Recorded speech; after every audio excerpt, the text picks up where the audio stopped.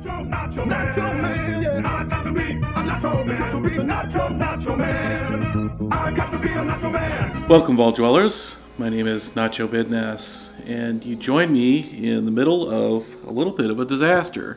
See, I was using my infinite screws, circuitry, and silver trick, and kind of fell half asleep. And when I started awake, I realized that I had been hammering the A button half asleep for far too long, and I had actually accidentally scrapped my entire inventory, including my power armor.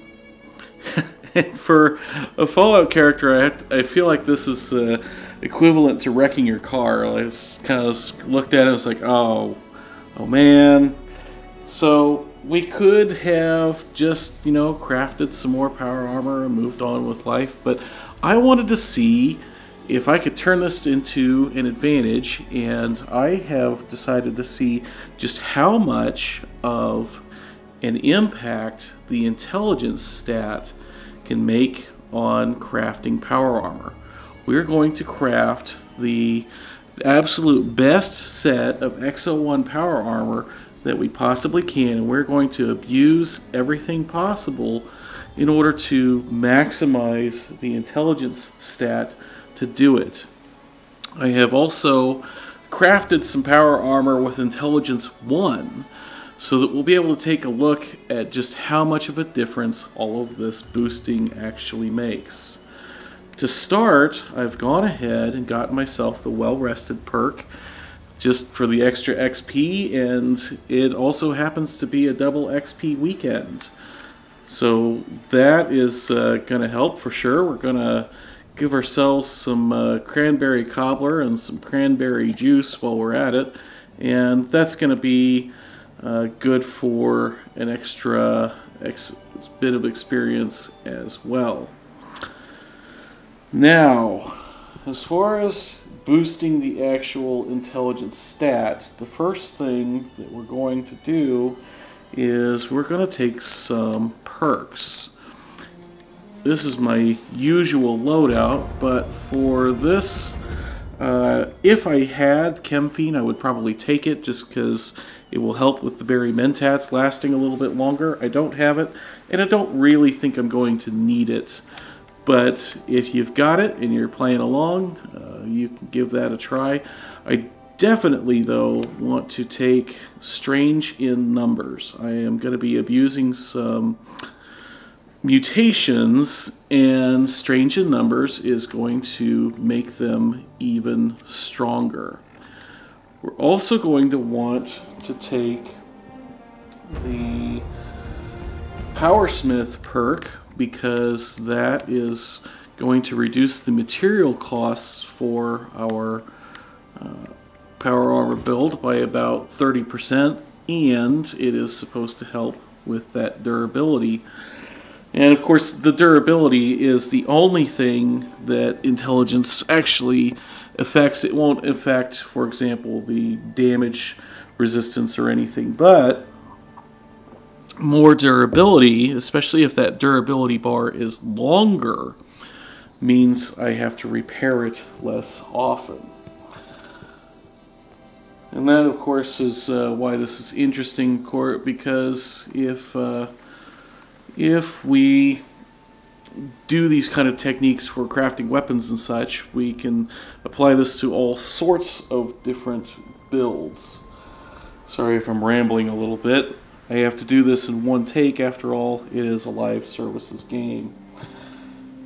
Next thing we're going to do is we're going to equip the Super Duper perk, because I might just get lucky and produce 2 sets of some pieces of power armor. And the last thing that I want here is I want Night Person, because it is after 6 o'clock right now, and it is going to boost my intelligence by an additional 3.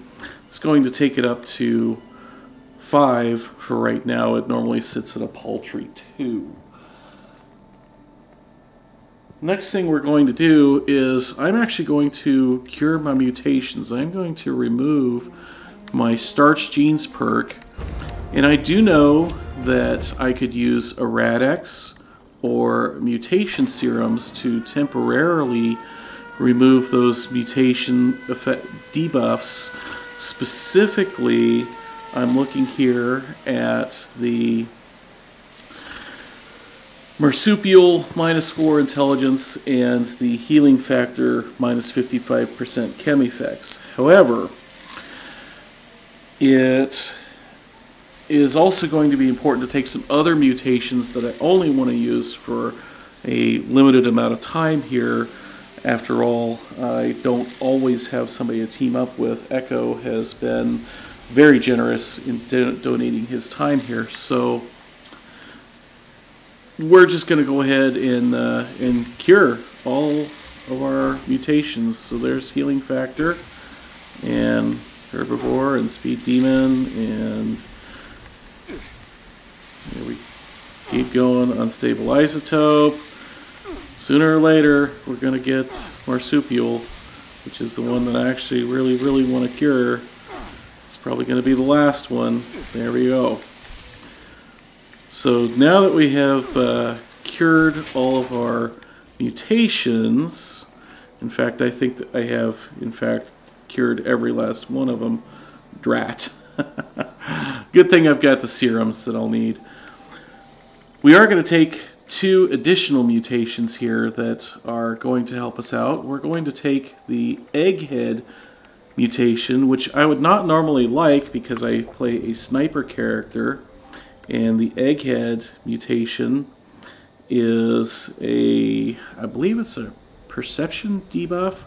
I'm not sure. And we're also going to take herd mentality, which is +2 to all special while you're teamed up, but it is -2 to all special if you're playing alone. So certainly a very situationally useful mutation. As it turns out, we're getting a +8 from egghead and +3 from special because of the bonuses of the strange in numbers perk. So we're already making some pretty good progress. Next thing that we're going to want to do here is get ourselves some wearables. I have got myself a complete set of unyielding armor, and we're going to be putting that on. And while we wait for those radiation damage to come in, I will skip ahead once the unyielding stuff is ready to proc. And we're back. So I've got an awful lot of... Ooh, now is not a time to get attacked. I've got an awful lot of rad damage here, and that means that I'm getting an additional +15 intelligence from my full set of unyielding. And there's another wearable that we're going to be able to put on here. That is Shielded Vault Suit. You get the plans for these as part of the main quest, and they are the second highest intelligence boosting under armor. You can actually get a +3 from the Shielded Casual under armor.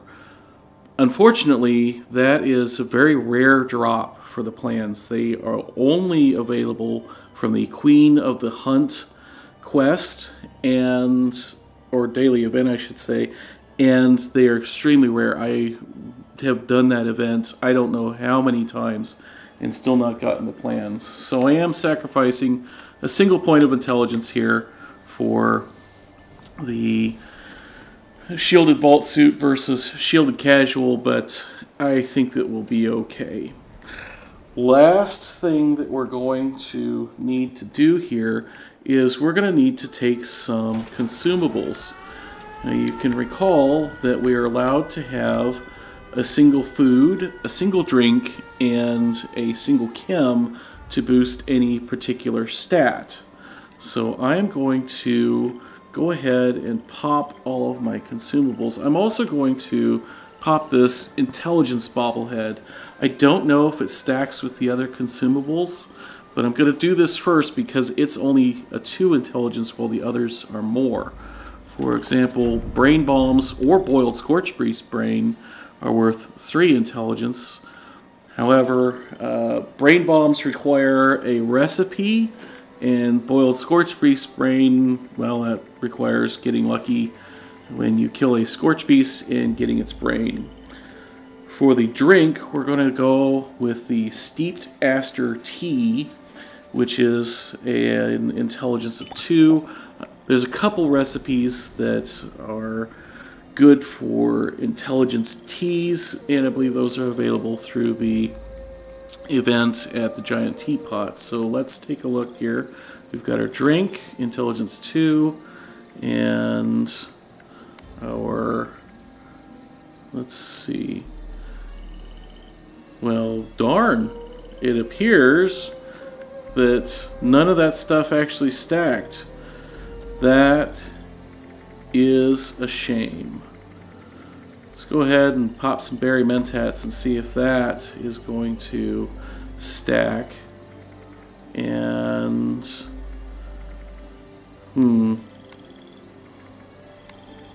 yep, okay, there we go. Intelligence 5, bobblehead, intelligence, and looks like we're there. We have done everything we can except for, actually I guess we'll go ahead and eat this scorched beast brain, and hopefully that'll get us +3 intelligence versus a steeped aster tea of 2.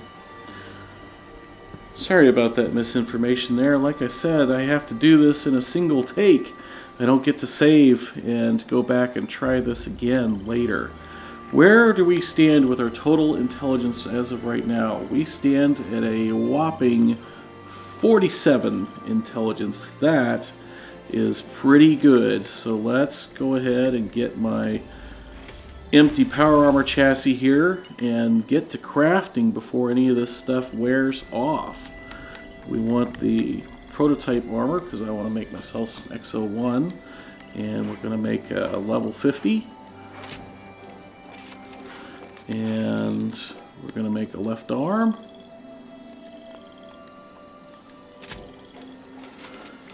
And a left leg. And sounds like super duper just hit.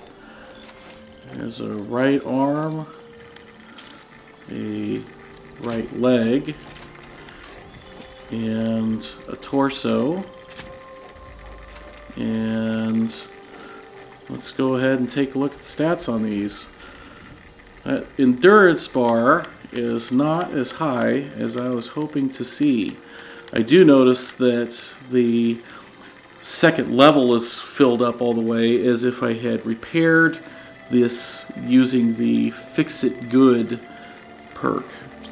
Let's take a look at this compared to some Intelligence 1 armor that I made.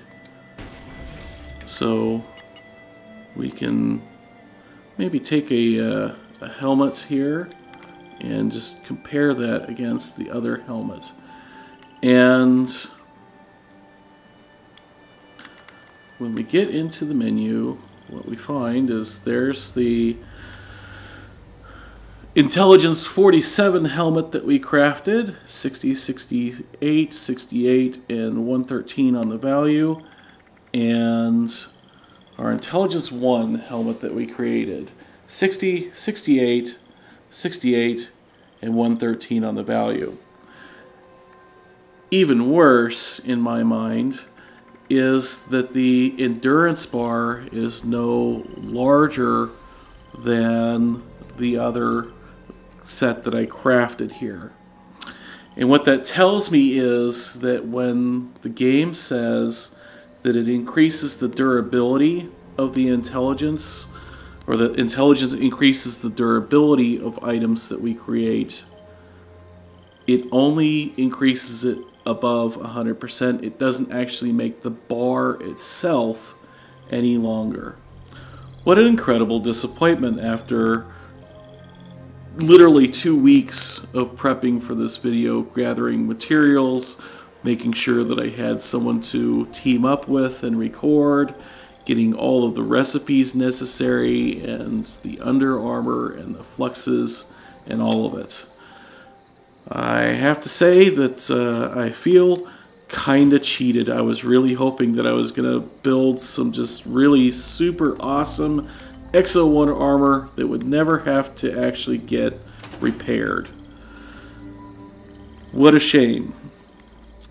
The good news for you as the viewer is that you can learn from my mistake here. One of my favorite sayings is that smart people learn from their mistakes and really smart people learn from other people's mistakes.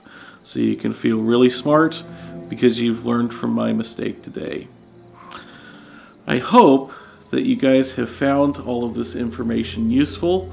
I am going to probably record a new intro so that people don't have to sit through the entire video to see the results. And if you are still here, thank you very much for watching. If you liked, please hit the like button. If you've not subscribed, please consider subscribing. If you didn't like, please tell me why in a comment so that I can try and do better for you next time. Until next time, my name is Nacho Bidness, and I'm saying it's a great big wasteland out there. Let's go have fun in it.